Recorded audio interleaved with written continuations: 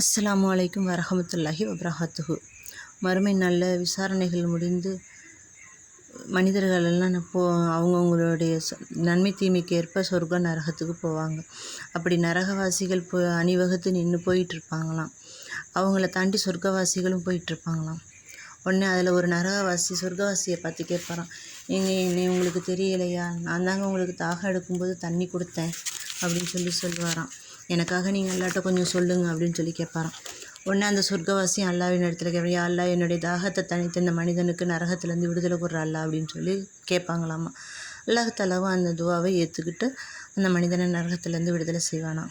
அதே போல் இன்னொரு மனிதர் கேட்பாராம், நான் தான் ஒரு தடவை உனக்கு உது செய்கிறதுக்கு தண்ணி கொடுத்தேன் அப்படின்னு சொல்லுவாங்களாம். யா அல்லா, எனக்கு உது செய்யறதுக்காக தண்ணி கொடுத்த இந்த மனிதனை நரகத்துலேருந்து விடுதலை செஞ்சிட்றார் ரப்பே அப்படின்னு சொல்லி கேட்பாங்களாமா. அந்த மாதிரி சொர்க்கத்துக்கு போகிறவங்களுடைய துவாக்களையும் அல்லாஹ் ஏற்றுக்கொண்டு நரகத்துலேருந்து இருக்கிறவங்கள மன்னித்து நரகத்துலேருந்து விடுதலை கொடுத்து அவங்களையும் சொர்க்கவாசிகளை ஆக்கிடுறான். மிக்க கருணையாளங்கிறதுக்கு இது விட மிகப்பெரிய ஒரு உதாரணம் எதுவுமே இல்லை. நூல் இப்னு மாஜா.